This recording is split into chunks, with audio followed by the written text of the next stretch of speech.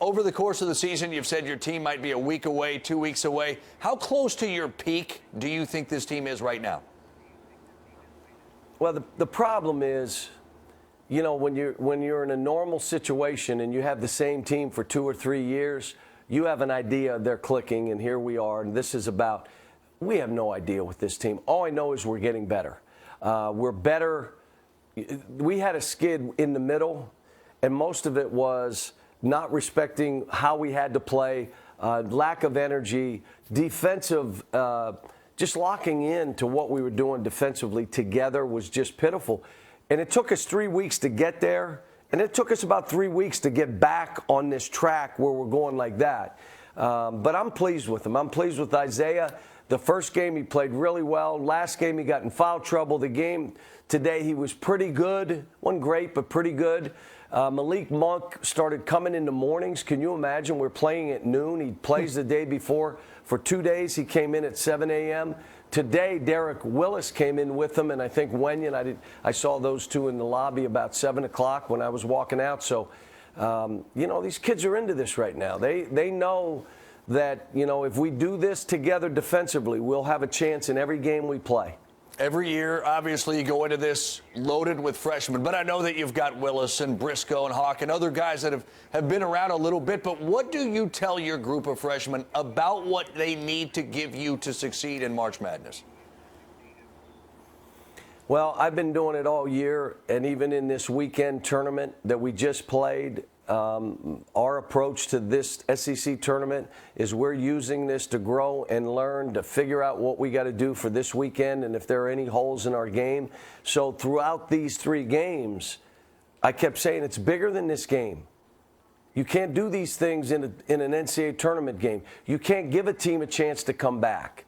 When you're up 17, you don't throw 2 balls away and then make shots, and all of a sudden you miss free throws, and it's now 7, and all of a sudden it goes back. Oh, my gosh, it's 2, and you missed more free. They didn't make a 3 in the buzzer, and you lost. What happened? So I'm teaching them that kind of stuff in these games. You know, look, our league is the youngest league out of 32 leagues. Youngest. Yeah. Our team is like the 10th youngest in the country. We had 100 top 100 teams, 11 top 100 teams. Mm-hmm. We had 7 in the top 50.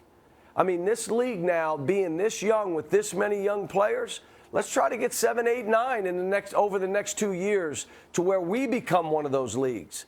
That's like every game is a war, and our games are wars. But people are just starting to figure out how good this league is. Yeah, 5 teams, and for, as you said it, the youngest conference of all 32 conferences. In the last couple of years, what's the biggest indicator to you? Is it number of teams, or what is it that this league is getting where this league needs to be? It's both teams in and advancing. You got to advance. You got to have teams that advance, Sweet 16, Elite Eights, Final Fours, bust through, get a national title. You got to have that from this league. Like, if you look at it, we win one, Florida wins a couple. We had other teams in the Final Fours. We had a bunch of Elite Eight, Sweet 16 teams. That means across the country, we're just as good as everybody else. Now, what's happened is some of our other teams have these young kids that are learning and getting better and better. I mean, you know, it's like Tennessee. Tennessee was really young. They beat us at Tennessee.